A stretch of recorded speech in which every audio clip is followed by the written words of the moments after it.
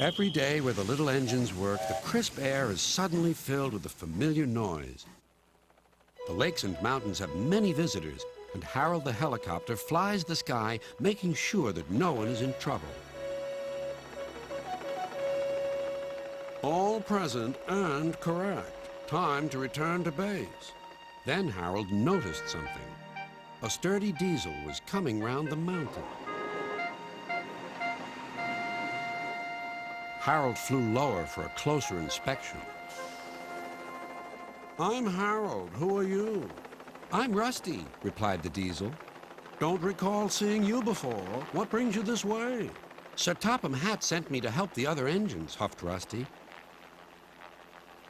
This was no time for a chat with a helicopter. Well done. Cheers, and keep up the good work. Cheeky chopper, muttered Rusty. Not long now, encouraged the driver. We'll soon be at the top station. Peter, Sam, and Sir Handel were glad to see Rusty. Even so, Sir Handel wouldn't stop grumbling. The cars didn't like Sir Handel and wanted to play tricks on him.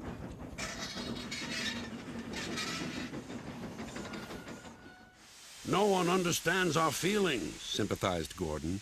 Now, if you were ill, you couldn't shunt cars, could you? Good idea, replied Sir Handel. I'll try it. He did so next morning.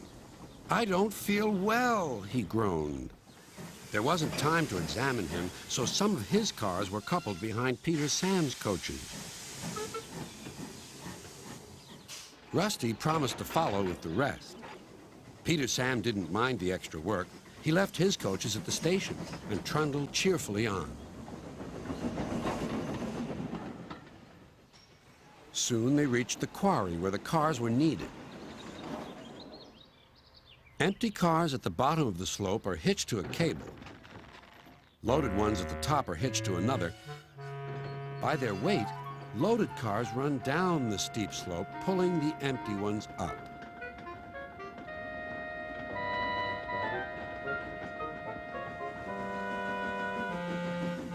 Peter Sam duly waited at the bottom of the slope for the loaded cars. He never bumped cars unless they misbehaved. But the loaded cars couldn't see him properly. They thought he was Sir Handel. Their chance for trickery had come. Faster! Faster! They yelled. No, no, wailed the empty cars. It's Peter Sam! But it was no use. Hurrah! Hurrah! Roared the cars. Peter Sam shut his eyes.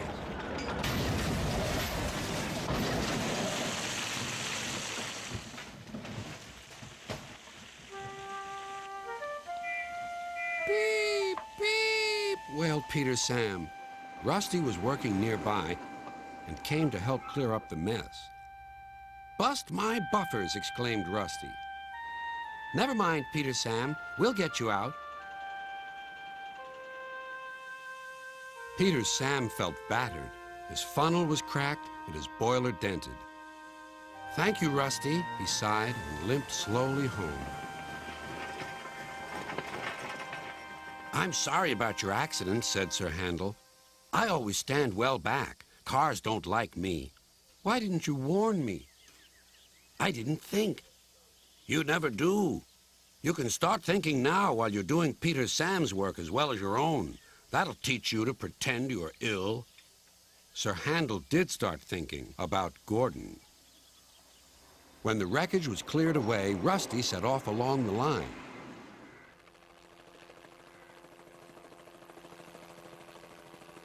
Splendid to see you again, whizzed Harold. I'm completing my evening's lookabout. Well done.